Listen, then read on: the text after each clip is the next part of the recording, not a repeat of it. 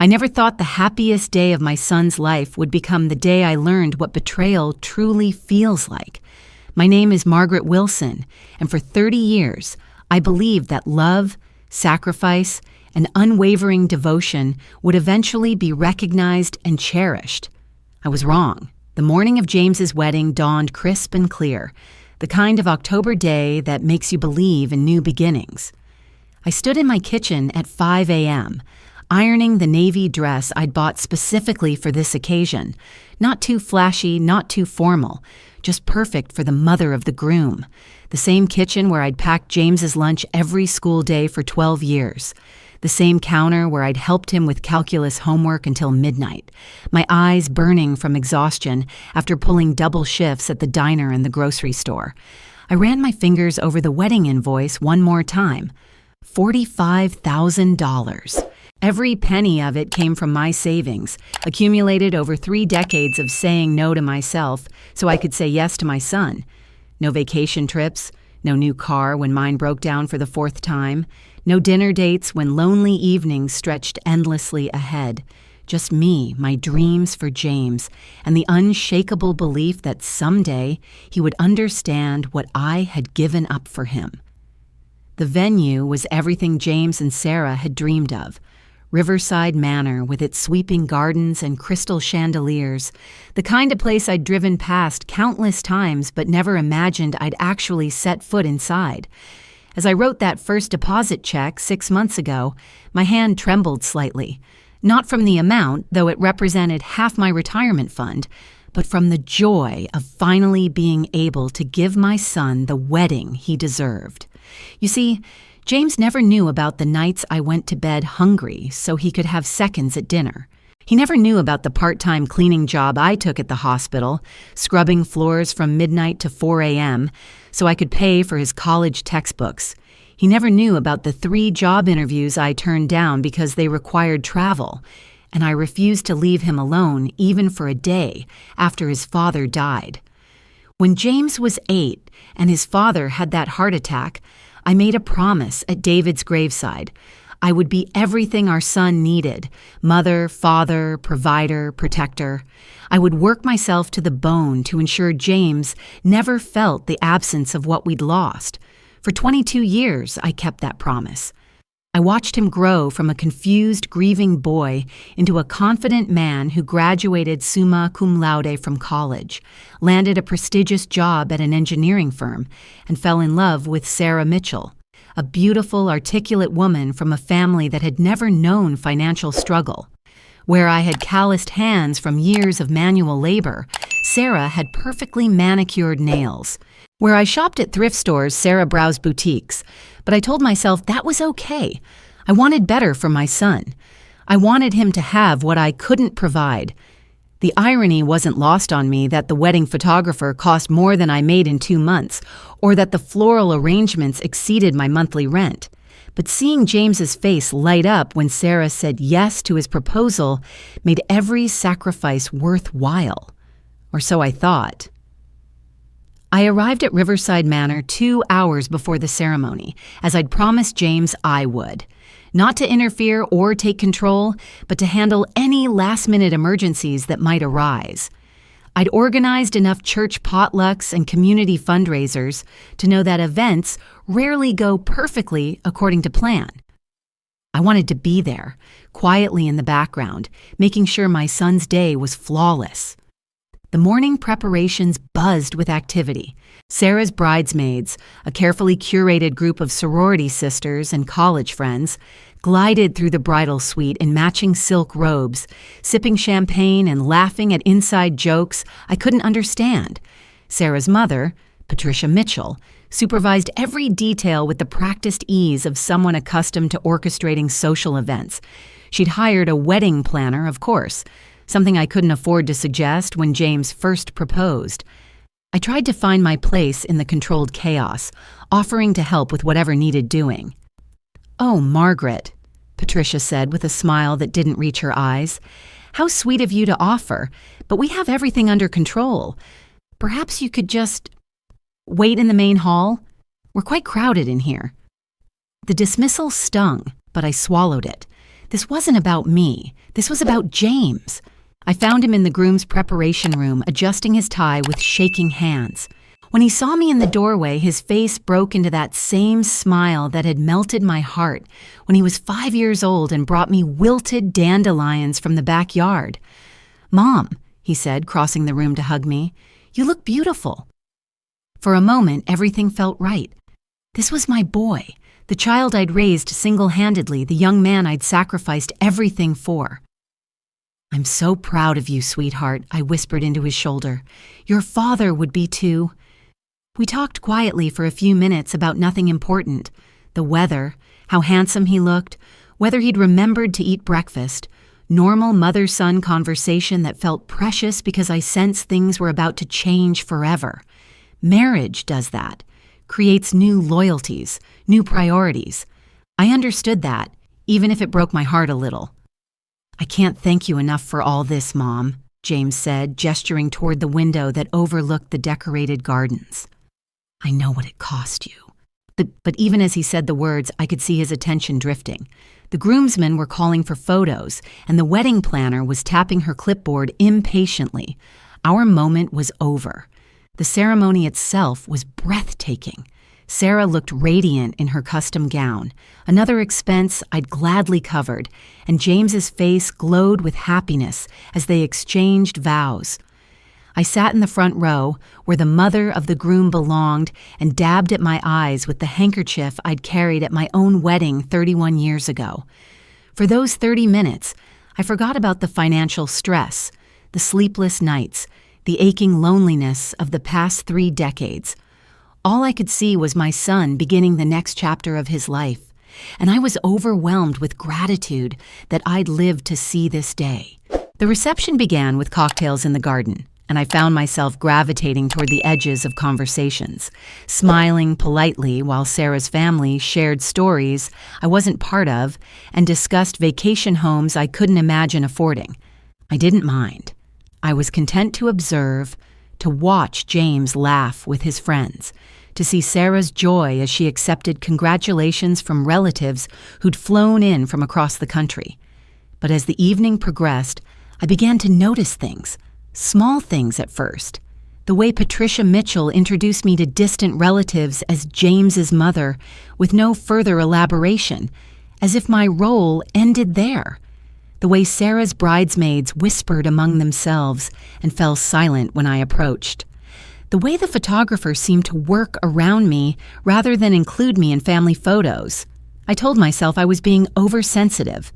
This was Sarah's day as much as James's, and naturally her family would take center stage. I'd had my moment during the ceremony. That was enough. Then came the speeches. James stood to toast his new bride, speaking eloquently about their love story, their future plans, their dreams of the life they'd build together. He thanked Sarah's parents for welcoming him into their family, for their guidance and support. He thanked his groomsmen for their friendship and loyalty. He never mentioned me. Not once. Not a word about the woman who'd raised him alone, who'd worked 3 jobs to pay for his education, who'd just spent her life savings to give him this perfect wedding. I sat frozen in my chair, my untouched champagne growing warm in my hand as my son concluded his speech without acknowledging my existence. The oversight hit me like a physical blow. Surely it was an accident, a case of nerves causing him to forget. Surely my son, whom I'd loved and supported unconditionally for 30 years, hadn't intentionally erased me from his gratitude. But when Sarah stood to give her speech, the pattern continued. She thanked her parents, her bridal party, her college friends, even the wedding planner. She spoke about feeling blessed to join such a wonderful family while looking directly at Patricia Mitchell. She never glanced in my direction. I felt invisible. Worse than invisible. I felt erased. The final blow came during the traditional mother-son dance. I waited, my heart hammering, for James to cross the room and extend his hand to me. Instead, he walked to Patricia Mitchell. "Since you've been like a second mother to me," he said into the microphone, "I'd like to share this dance with you." The room erupted in appreciative applause as my son danced with another woman to the song I'd hummed to him as a lullaby for years. I sat paralyzed, my face burning with shame and confusion, watching my child honor someone else in the role I'd spent 30 years filling. That's when Sarah approached my table. I thought perhaps she was coming to explain, to include me in whatever family tradition I'd misunderstood. Instead, she leaned down and spoke directly into my ear, her voice low enough that no one else could hear. "You're not welcome here," she hissed. "Go away." The words were so unexpected, so cruel that for a moment I thought I'd misheard. "I'm sorry," I whispered back. "You heard me," Sarah continued, her smile never wavering for the benefit of anyone watching. "This is my wedding, my day, and I don't want you here. Leave, now." I looked past her to James. Surely he would intervene, would protect me the way I'd protected him countless times throughout his childhood. But he was still dancing with Patricia Mitchell, laughing at something she'd said, completely oblivious to his wife's attack on his mother. "Sarah, I don't understand," I began. "Leave," she repeated, her voice growing sharper. "You're embarrassing yourself. You're embarrassing us. Just go." The room seemed to tilt around me. This couldn't be happening. This was my son's wedding, the event I'd bankrupted myself to provide. These people existed in this moment because of my sacrifice, my love, my decades of selfless devotion. But Sarah's expression left no room for misunderstanding. Her eyes held a coldness I'd never seen before, a dismissal so complete it took my breath away. And still, James danced on, unaware that his new wife was destroying his mother. I stood on unsteady legs, my chair scraping against the floor with a sound that seemed to echo through the sudden silence around my table. A few guests glanced over, but quickly looked away when they saw Sarah's stern expression. No one was going to rescue me. No one was going to speak up. I gathered my purse with as much dignity as I could muster and walked toward the exit, each step feeling like a betrayal of everything I'd believed about love, family, and the bond between a mother and child. Behind me, the celebration continued without pause, as if my 30 years of devotion had never happened at all. As I reached the door, I turned back one last time, hoping against hope that James would notice my departure, would call out to me, would demand an explanation for why his mother was leaving his wedding. But he was laughing with his groomsmen now, completely absorbed in his new life, his new family, his new reality that apparently had no place for the woman who'd made it all possible. I walked to my car in the gathering darkness, my legs shaking so violently I could barely turn the key in the ignition. For 30 years, I'd believed that sacrifice was its own reward, that love would eventually be recognized and returned. I'd believed that being a good mother meant putting my child's needs above my own, always and without question. Sitting in my car outside the venue I'd paid for, listening to the distant sounds of celebration I'd funded, I finally understood the difference between love and manipulation, between family and transaction, between a mother's devotion and a fool's delusion. My phone buzzed with a text from my bank, confirming the final payment to the catering company had cleared that afternoon. $45,000. My entire life savings. Gone. But as I sat there in the parking lot, something shifted inside me. The crushing pain began to transform into something harder, clearer, more purposeful. I'd spent 30 years believing that my worth came from what I could give others, how much I could sacrifice, how invisible I could make myself for the sake of my son's happiness. Sarah had just taught me that I'd been wrong about everything. I pulled out my phone and opened my banking app. The final vendor payments were scheduled to process at midnight. I had exactly 3 hours to decide what came next.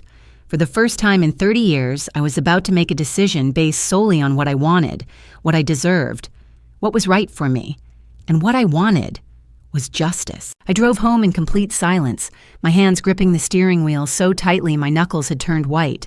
The empty house that greeted me felt like a mausoleum of memories, every corner held evidence of the life I'd built around James, the sacrifices I'd made, the love I'd poured into raising him alone. I walked through rooms that suddenly felt foreign to me. The living room where I'd helped him build countless science fair projects, the kitchen table where we'd shared breakfast every morning for 18 years before he left for college, the hallway lined with photos chronicling every milestone, first steps, little league games, high school graduation, college acceptance letter. In every single photo, it was just the two of us. No extended family, no close friends, no romantic relationships that had lasted longer than a few months. I'd made James my entire world, and in return, I'd expected to remain an important part of his.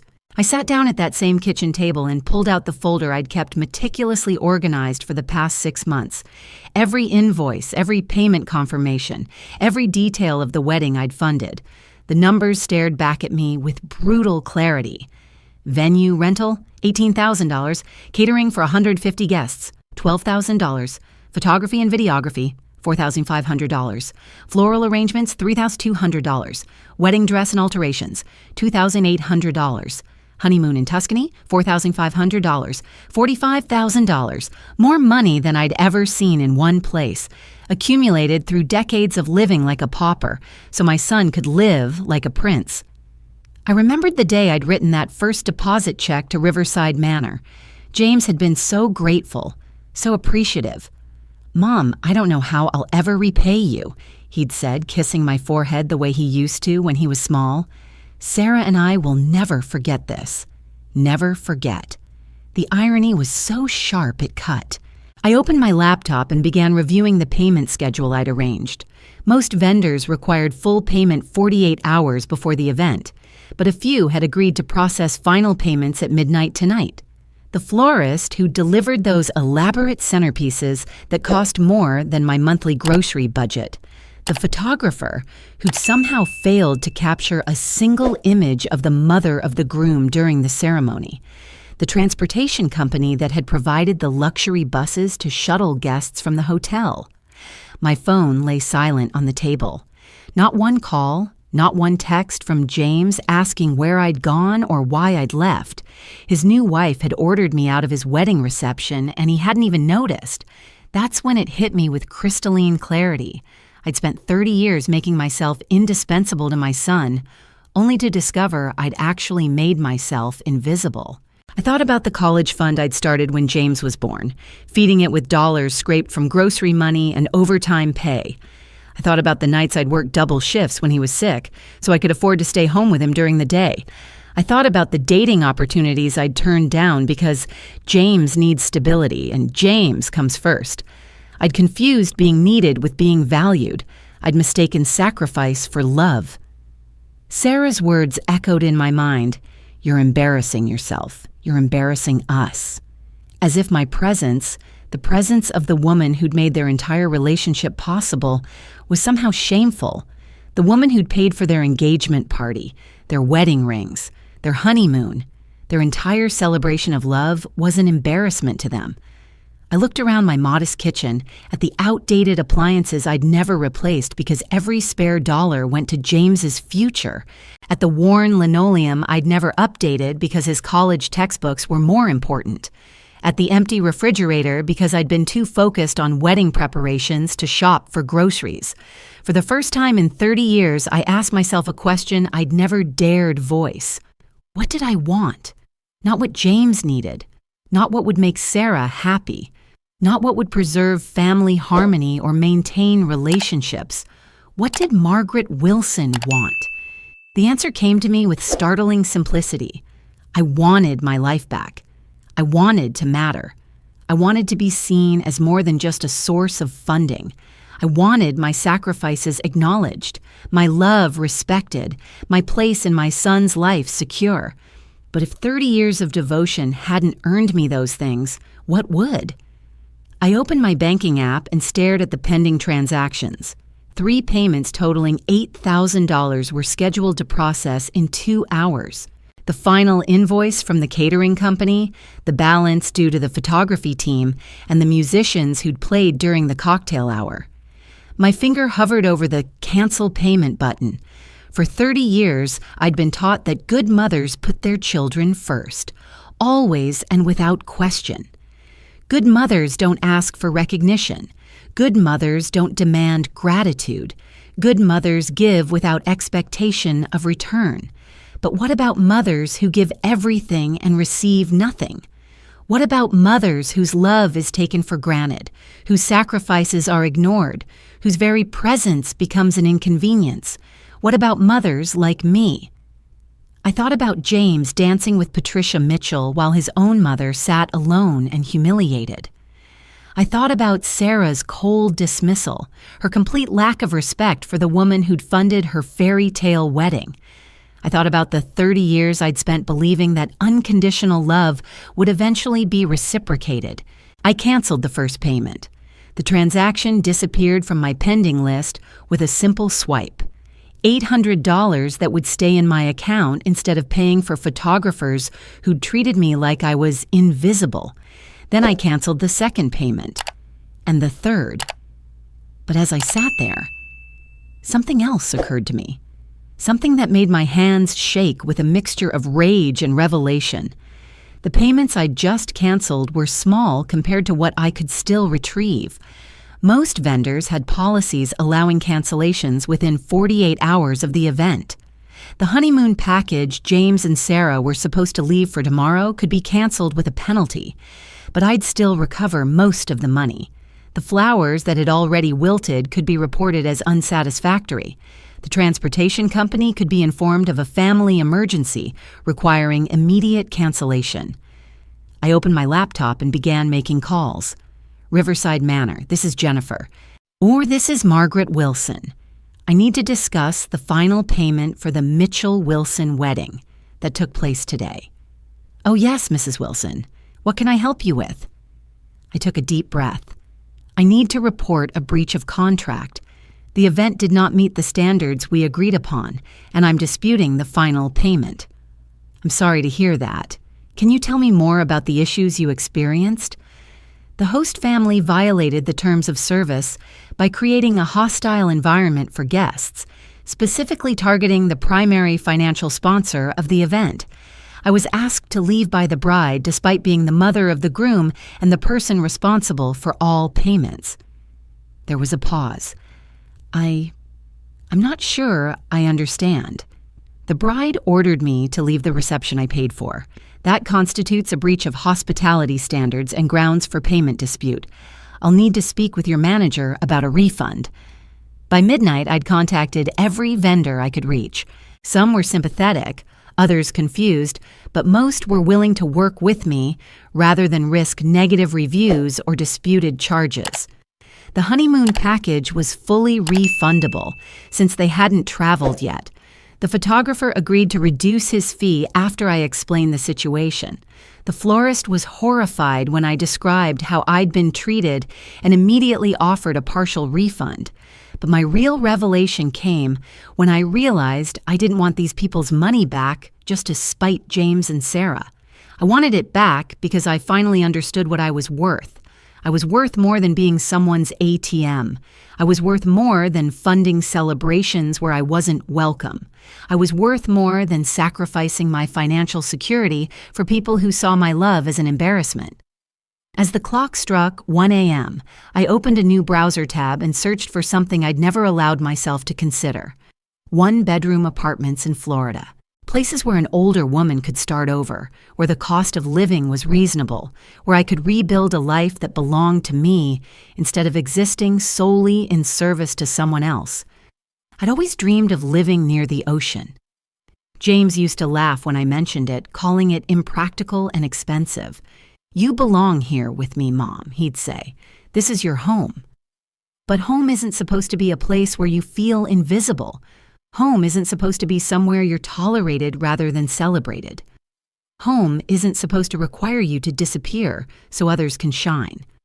I spent the night researching coastal towns, calculating how far my recovered wedding funds would stretch, imagining what it would feel like to wake up to sunrise over water instead of the view of the apartment complex parking lot I'd stared at for the past 15 years.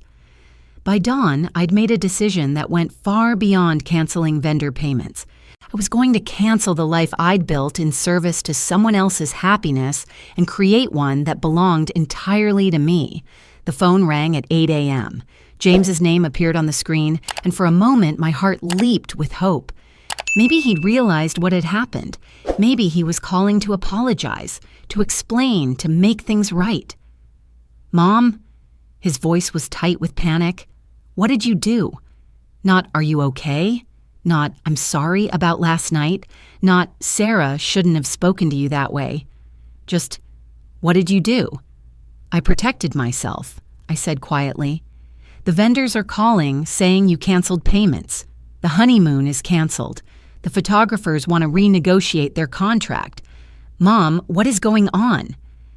I looked out my window at the morning light filtering through leaves I'd watched change color 30 times while waiting for my life to begin. I'm taking back what belongs to me. "You can't do this. People are asking questions. Sarah is hysterical. Her parents are threatening to sue you." For what? For withdrawing financial support after being told I wasn't welcome at the event I funded? There was silence on the other end of the line. "James," I continued, my voice steadier than it had been in years. "Did you know your wife ordered me to leave your wedding reception?" Another pause. She said there was a misunderstanding." "There was no misunderstanding. She looked me in the eye and told me I was embarrassing you both. She told me to go away. At the wedding I paid for, while you danced with her mother instead of your own." "Mom, I can explain." "I don't need explanations anymore. I need apologies. I need acknowledgement. I need to be treated like I matter." "Of course you matter. You're my mother." "Then act like it." I hung up the phone and immediately blocked his number. For 30 years, I'd been available for every crisis, every need, every emergency. I'd trained him to expect immediate access to my resources, my energy, my unconditional support. That training period was over. The next few days brought a parade of attempted contact. James showed up at my door, alternating between anger and pleading. Sarah called from different numbers, leaving voicemails that ranged from tearful apologies to threats of legal action. Patricia Mitchell sent a formal letter demanding I honor my financial commitments to her daughter's wedding. I ignored them all. Instead, I focused on the plan that was taking shape with startling clarity. I used the money I'd recovered from vendor cancellations as a down payment on a small condo in Clearwater, Florida. 2 bedrooms, a balcony overlooking the Gulf of Mexico, and a monthly payment that was actually lower than my current rent. I spent my days researching everything I'd ignored while focused on James's needs: art classes, book clubs, volunteer opportunities, part-time jobs for retirees who wanted purpose rather than just income, an entire world of possibilities I'd never explored because I'd been too busy being someone's mother. 2 weeks after the wedding, as I packed boxes in preparation for my move, James appeared at my door one final time. He looked haggard, defeated, younger than his 29 years. "Please don't do this," he said. "Don't leave. We can work this out." I continued folding clothes, not looking up. "Can we? Are you going to divorce Sarah? Are you going to acknowledge that what she did was unforgivable? Are you going to admit that you've taken me for granted for 30 years? It's not that simple." "It's exactly that simple. She's my wife now, Mom. She comes first." I finally looked at him, this young man I'd loved more than life itself, and felt nothing but profound sadness. "She always came first, James. From the moment you met her, I became an afterthought in your life. The wedding was just the culmination of 3 years of being pushed aside for someone who saw me as an embarrassment. That's not true. When was the last time you called me just to talk? When was the last time you asked about my life, my dreams, my feelings? When was the last time you treated me like a person instead of a service provider?" He opened his mouth to respond, then closed it again. "I spent 30 years making you my whole world," I continued. "I thought that was what good mothers did, but I was wrong. Good mothers raise children who value them. Good mothers raise children who protect them. Good mothers raise children who would never allow their spouse to humiliate them. I didn't know. You didn't want to know. There's a difference. I sealed the box I'd been packing and labeled it Living Room, Florida. James stared at the label as if it were written in a foreign language. You're really leaving. I'm really living. For the first time in 30 years, I'm making decisions based on what I want, what I need, what makes me happy. What about us? What about our family? I looked at my son, this beautiful, selfish, oblivious young man I'd created and enabled, and felt the last threads of resentment transform into something unexpected, pity.